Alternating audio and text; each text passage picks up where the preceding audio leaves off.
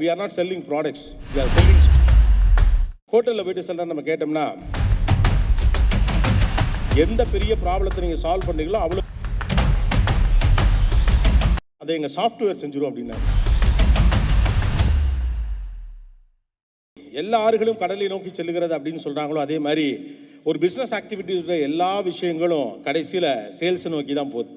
ஏன்னா சேல்ஸ் தான் ரெவென்யூவை ஜென்ரேட் பண்ணுது. ஃபைனலி அதுதான்.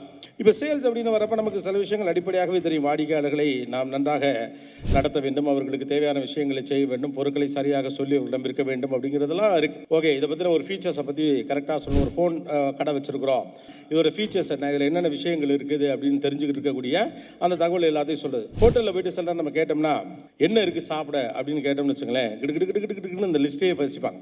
அதுதான் மெனுலே இருக்கே, எனக்கு தெரியாதா என்ன. அப்போ எதுலேருந்து தொடங்குவது அப்படிங்கிற எஸ்டிமேஷன் இருக்குல்ல, இவர் என்ன கேட்க வராரு, இவர்கிட்ட என்ன சொல்லணும் அப்படிங்கிறது. ஆக்சுவலாக இப்போது we are not selling products, we are selling solutions. சேல்ஸில் இன்றைக்கி இருக்கக்கூடிய first important thing what we need to know is we are not selling the product, we are selling the solutions.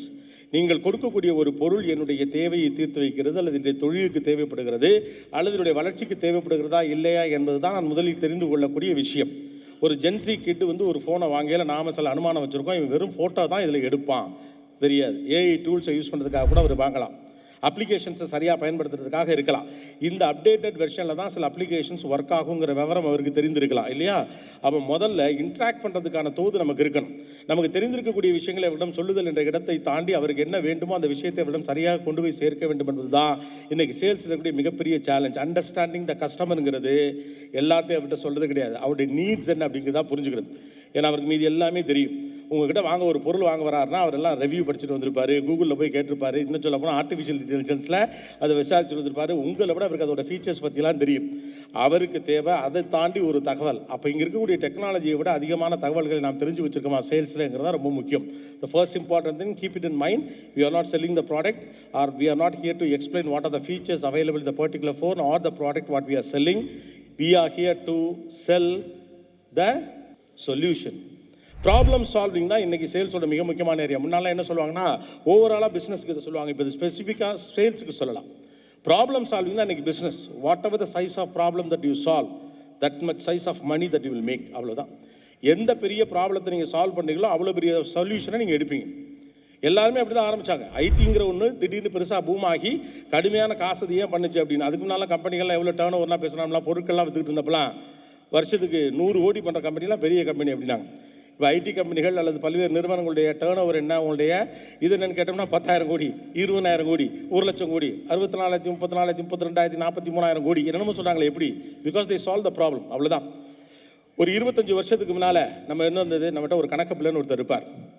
அவர் ஒரு ரூல்டு நோட்டு போட்டு வச்சுருப்பார். இந்த டேட்டாலாம் 10 நோட்டில் இருக்கும்.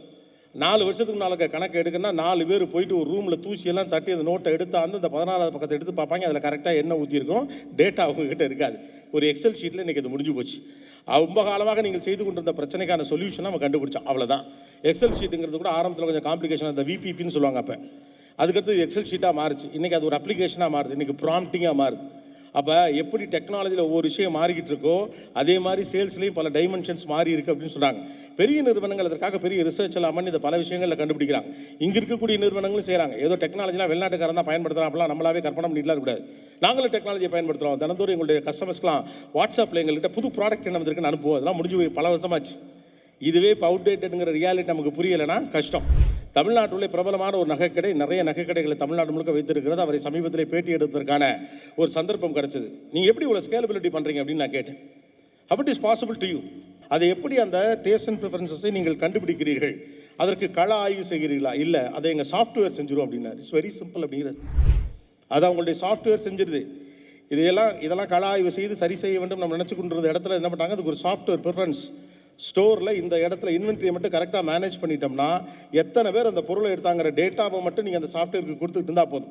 வந்து கேட்டவர்களில் இந்த மூக்குத்தி வச்சதை கல் மூக்குத்தியை 3 பேர் கேட்டாங்க, 10 நாளில் எத்தனை பேர் கேட்டாங்கிற டேட்டா அதுக்கிட்ட இருந்துச்சுன்னா ஒரு அனாலிசிஸ் வச்சு இது மேலூரில் விற்காது, இதே விஷயம் சென்னையில் விற்கிது, சென்னை டிசைன் சென்னைக்கு மாத்திரான்னு சொல்லிட்டு போயிடுச்சுங்கிற. அவ்வளோதான். So application of technology is much important today.